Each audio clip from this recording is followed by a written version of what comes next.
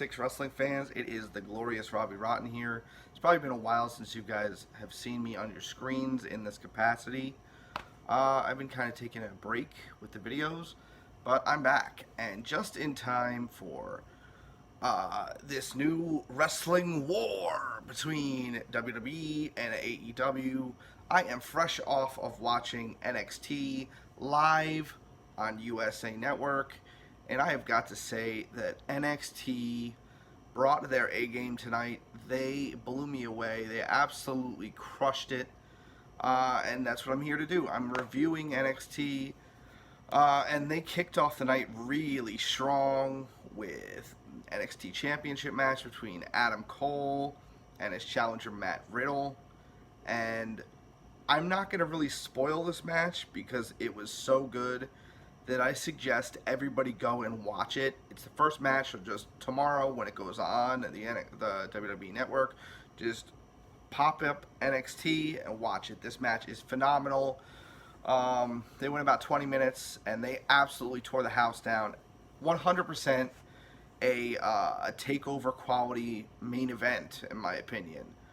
And they absolutely crushed it. I would love to see more between these two guys. And Cole retained his title. That's all I'm going to say about spoilers. You know, it's not really that shocking. I didn't really see Riddle as a realistic winner in this scenario, just because of, you know, it opened up the show, first of all. And it just doesn't seem like it's his time just yet. I feel like Cole's going to hold the title a little bit longer. And actually, right after the match, one of my favorite wrestlers, Finn Balor, came out and declared that as of now, he is NXT. So now Finn Balor came out and declared that he's back in NXT, and it looks like he's going to be gunning for Adam Cole, and that is a dream match. That is going to be amazing.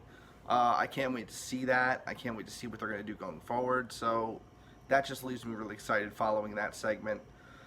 Immediately after that, we had the Velveteen Dream. He just came out on the stage with some women surrounding him.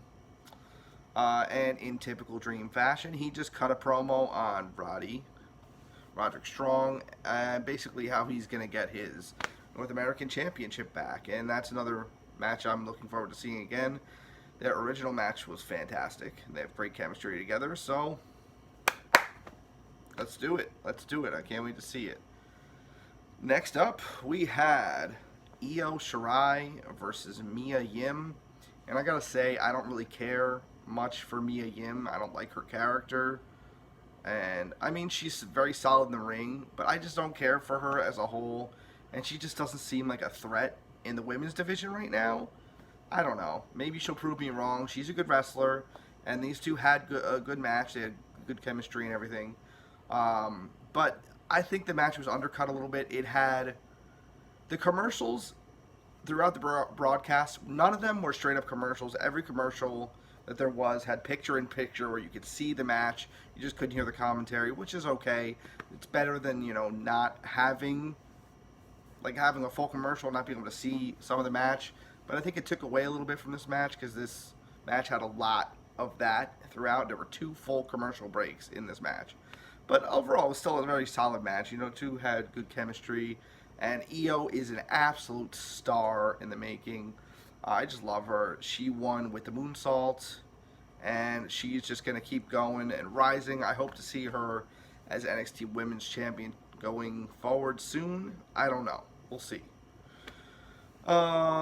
Next up, we had Johnny Gargano, Johnny Wrestling, Johnny Takeover versus Shane Thorne. And this is the first I've seen of Shane Thorne, actually.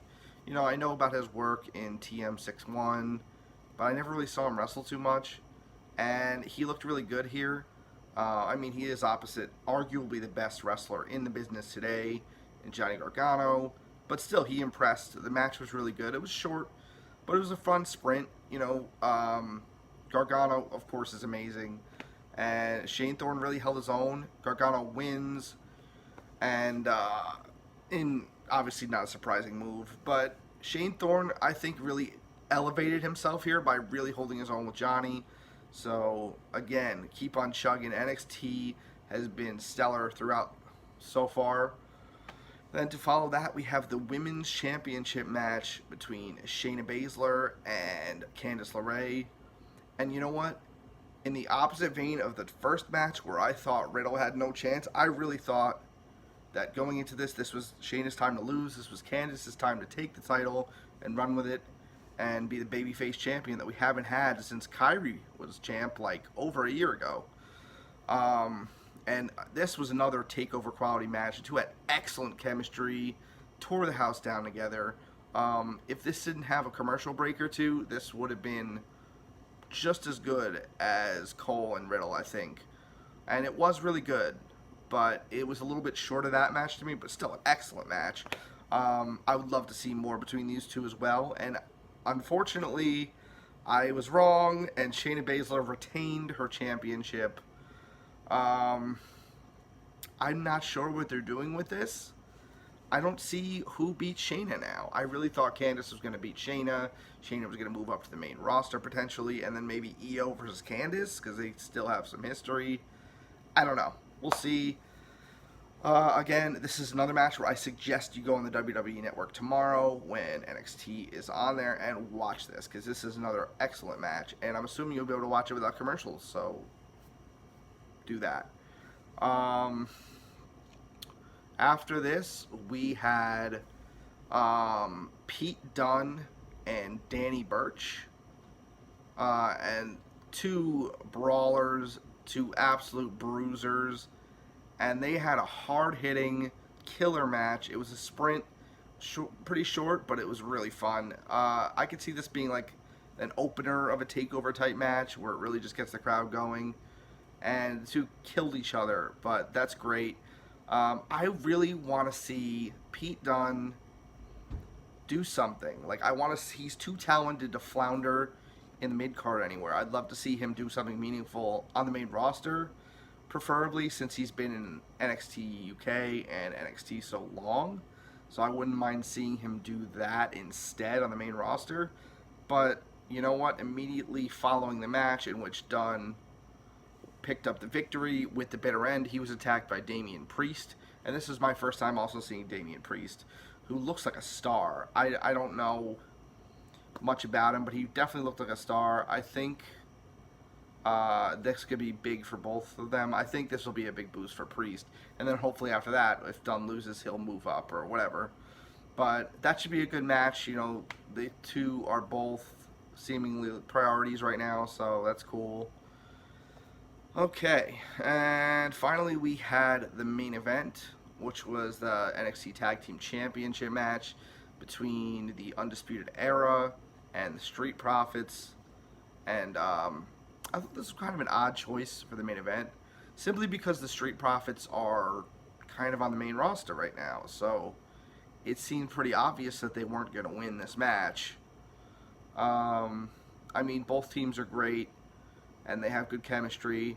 And you know what, the match started kind of slow, and I wasn't as into it because I think the ending was a little obvious to me, so I was kind of like, knew it was going to happen. But they really turned it around about 2/3 of the way into the match. They really, really started to tear the house down, and the crowd was on fire at a fever pitch all night, and as they should be. This was an excellent show, top to bottom. So, obviously, as expected, after some interference from Roddy, the Undisputed Era picks up the win against the Street Profits and retain their championships.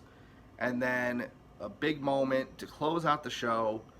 You have Roddy, Fish, and O'Reilly in the ring celebrating with their titles, and Adam Cole on the stage, at the top of the stage, holding up his title. And out comes Tommaso Ciampa to return, and it was great to see him. He's really been missed. He was one of the best NXT champions of all time, in my opinion, and probably the best heel in NXT history.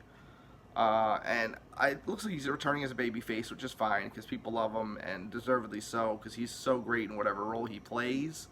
So it's just great to have him back. It seems like he's going to challenge Cole, so I don't know what's going to happen, whether Balor's going to get first shot, or Ciampa, or maybe both. But I have to say, I'm extremely, extremely excited for the future of NXT going forward. especially on USA. They really, really went all out tonight. They pulled all the stops. And what a show. I didn't watch AEW. I'd find it hard pressed to think AEW beat this show because it was such a good show. But I don't know. Maybe they did well too. I don't know. I've heard good things. I've heard bad things. More good than bad. I've heard a couple of bad things, but I've heard a lot of good things. So I'm not going to judge. What a show. I definitely suggest watching it, especially the women's title match and the NXT title match. Those two are stellar matches and worth watching. And I'm really excited for the future, especially with Finn Balor back and Tommaso Ciampa back. So, thank you guys so much for watching. Please don't forget to subscribe, leave some likes and comments on our videos, follow us on Twitter at Deep Six Wrestling, and also follow us on Facebook at Deep Six Wrestling. Have a glorious day.